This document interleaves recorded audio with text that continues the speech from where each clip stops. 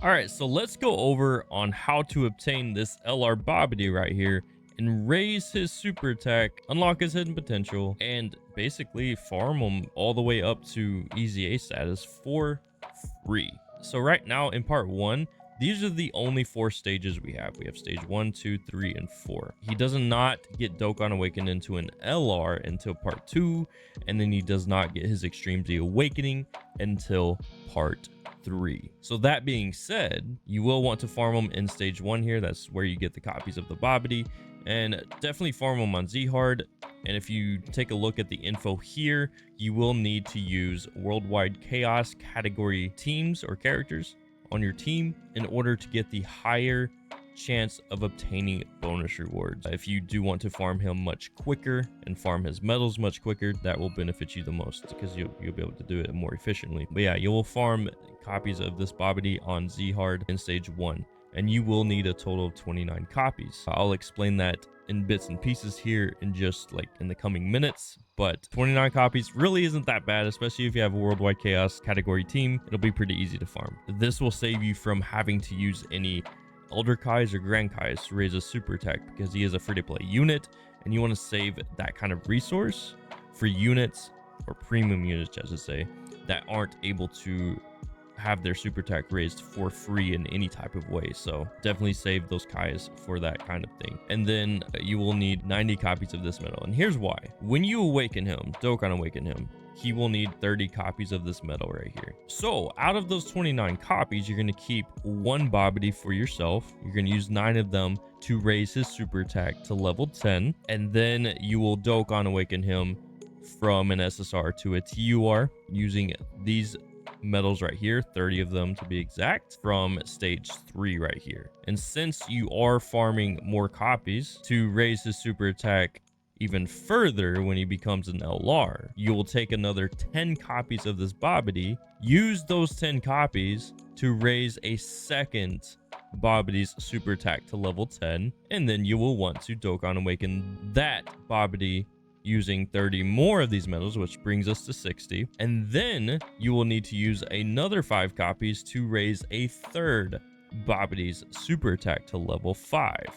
And then Dokkan Awaken him with 30 of these medals, which brings us to 90 total. And then you will have 4 Babidis remaining, and those 4 copies will be used to unlock the hidden potential paths in your main Babidi's hidden potential system, because the other fodder copies that you will be using to raise his super attack even further once he becomes an LR and gets Extreme Z Awakened, you don't need to do anything with their hidden potential system, just the main unit that you're going to keep. And you will want to do this now instead of later, so that when part 2 arrives, you will be ready to Dokkan Awaken him to an LR and be ready to raise a super attack for free.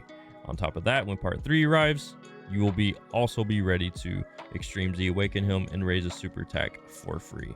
And let me explain that here. When he gets Dokkan Awakened into a TUR right here, you know, with these medals right here from stage 3, in part 2, when he's able to be Dokkan Awakened into an LR, his super attack level goes from level 10 to 20, and you will need to use these medals right here, and 50 of them to be exact. So let's take a step back here, and we're going to look at the other stages here. So far we have up to level 4 in part 1 here. In part 2, we will gain 3 more levels, or get 3 more levels in this story event, Dreaded Majin and a Soul Reborn. So level 5 is where you're going to get the medals for Dokkan Awakening this Babidi from a TUR to an LR. And like I said just a minute ago, you will need 50 of them. So that being said, you have 3 different copies, right? You have your main copy, which you're going to keep, who has the unlocked hidden potential pass. You have your second copy that you're going to use to raise a super attack from 10 to 20. And then you have your third copy, which you're going to use to raise a super attack from 20 to 25 once he gets his Extreme Z Awakening. You will need a total of 150 of these medals in order to raise a super attack, because you will need to use an exact copy of this Babidi in order to do that. And once he is Dokkan Awakened into an LR in part 2, once part 3 arrives, you will be able to use Extreme Z Awakening medals, 3 steps to be exact, 10 medals, then 15 for step 2 and 20 for step 3, to fully Extreme Z awaken this LR Babidi. And like all free-to-play units, this LR Babidi will get a level on an Extreme Z area. Sometimes they get new Extreme Z areas for a certain character, but what they've been doing recently in the past, you know, year and a half, 2 years with these Extreme Z areas is just adding levels onto an existing Extreme Z area. In this case, for LR Babidi here, they're adding his level onto the Extreme Z area Majin Buu Saga edition, which makes sense because he's from the Majin Buu Saga. In this Extreme Z area, his level will be level 13, Energy to Fulfill Ambitions. And this is a list of characters that can challenge the event. If you don't know already, something that you need to know about these Extreme Z areas is that they do require you to use certain units. So in his stage, they require you to use this LR Babidi. So you will need your copy of LR Babidi on your team in order to access the stage. He's basically the key. And then once you have him on your team, you can choose any of these pool of characters right here to add to your team to challenge the event, or challenge the stage, I should say. That being said, I would recommend bringing, you know, physical characters, and that's why I have these tabs pulled up. So this free-to-play Hercule, you can actually farm him right now in this story event, Super Warrior Memorial Goku and Friends. And he's actually one of the key characters or units that you can use to take on this event, because LR Babidi is an Ent type character. And once you actually Extreme Z awaken this Hercule in the same Extreme Z area, because his level is going to be level 12, you can actually Extreme Z awaken this Hercule first to help you out with this LR Babidi stage. So you can Extreme Z awaken him, and he's going to be really good against this LR Babidi because he's a physical type character. Another character I would recommend is this Oob right here, Oob Youth, because he is also a physical character. And I would also recommend farming this Hercule slash Majin Buu Good as well, and they both can be farmed in this story event, Showdown, the ultimate final battle. And another unit that I would recommend is farming this physical Goku Angel right here, and he can actually be purchased with this gourmet chocolate right here. As you can see, this is the gourmet chocolate shop in the Baba shop, and this gourmet chocolate can actually be farmed in this story event, Evil Revived, the most fearsome Majin.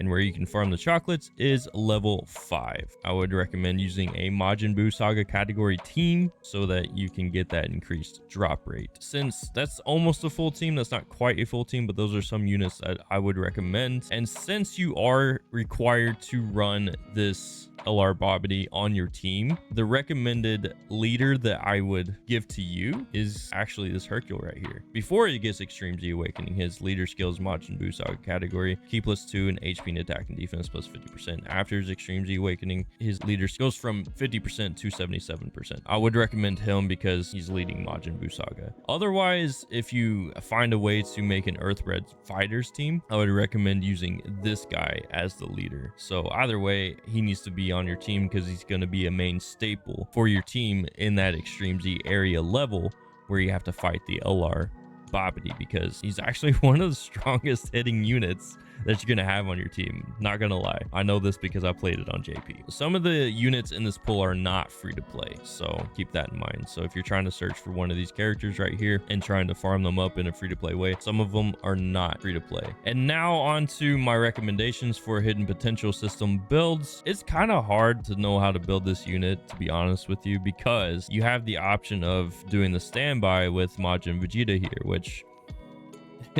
is questionable on whether or not you would actually want to do that, because this Majin Vegeta has some issues. He can't attack unless he's doing a finish attack. It's kind of ridiculous, but nonetheless, we're gonna take into account what I just read in his kit while also taking into account the kit for LR Babidi himself. So since he greatly raises defense for 1 turn on his 12 key and then greatly raises attack and defense for 1 turn on his 18 key, he has a medium chance of stunning the enemy. So I would recommend a good mix of dodging and additionals. And since he is an intelligence unit, naturally at 55%, he has dodge. Would I recommend going full dodge and putting the rest into additional? Maybe. You could do that, but you could also, you know, split it do like 12 dodge and 14 additional, or 14 dodge and 12 additional, something like that. Just keep that in mind as you're building his hidden potential system. Since this Babidi has medium chance of sealing the super attack, he also has a medium chance of stunning the enemy on his 18 key.